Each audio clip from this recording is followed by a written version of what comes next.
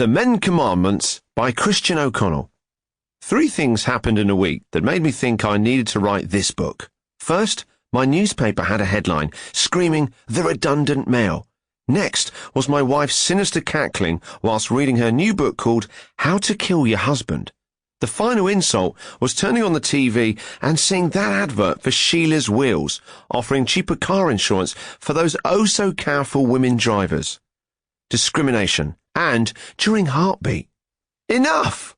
At no other time in history have men been so openly ridiculed, and we have only ourselves to blame. We have never been so confused about how to be a man. Sure, there are countless books offering insights into the female condition, but precious few for men, until now. This book is about how we are as men, when we are alone, with our mates, with women, with the TV and movie heroes that have taught us everything we know. I would like to make it crystal clear, this is not any kind of instruction manual. None of us would listen to it, and I wouldn't be sat here reading it. On the journey through this life, we pass through various life cycles and experiences. Our experiences shape who we are. The boy becomes the man, or more likely the boy stays the boy but gets married, has kids, gets a mortgage, all the time wondering when is he going to grow up and stop laughing when people fall over. But what are the key moments in a young man's life and development? Parents. Whether it's informing us that if we eat the apple core, then trees will grow out of our ears, or that playing with yourself will turn you blind, these people shape us into what we become. Be it a serial killer or an MP, it's all their fault. Actually, it's our dad who gives us the first impression of what a man is and does. My dad was very loving, and he instilled in me a great sense of you can do anything in life if you work hard enough. He was and still is nuts. The best story to illustrate this is how we dealt with my younger sister's cat dying. Well, the second pet cat that died. The first died after my dad accidentally left it out one night. In the snow. Sadly, this was before Ray Mears and Bear Grylls, so poor Henry didn't know how to construct a rudimentary bivouac for shelter. The second one, a beloved tabby cat called Pepper, passed away in less extreme circumstances. My sister was understandably upset, but my dad assured her that he would be on his way to cat heaven and he would take care of his burial. What I'm about to tell you is so beyond belief, but please don't judge my dad, as he is made from the same man genes as us all. Having been promised a decent cat send-off for poor beloved Pepper, my sister came running into the house in floods of tears, hysterical.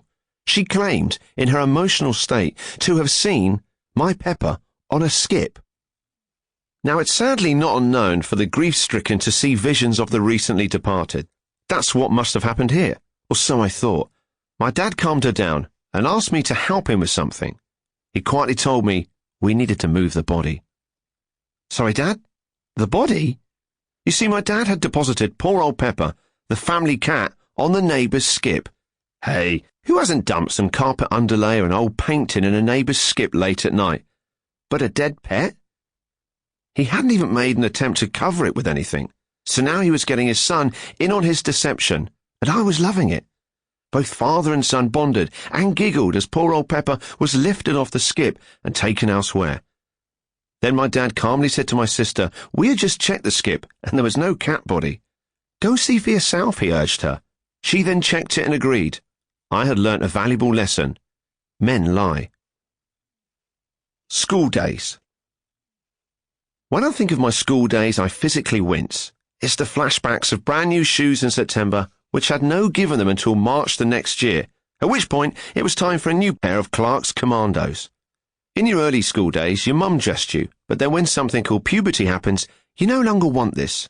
In men, puberty lasts until they die. So many changes happen to the young man. First comes the little acts of rebellion in your school uniform. You don't want your mum's big fat Windsor knot in your tie. I was at school in the 80s, so it was now a slim Jim, or you tucked it away into your shirt. Then you wanted to wear stay-press trousers. You couldn't hope to get a girl's attention without stay-press. Puberty is hard on a young man.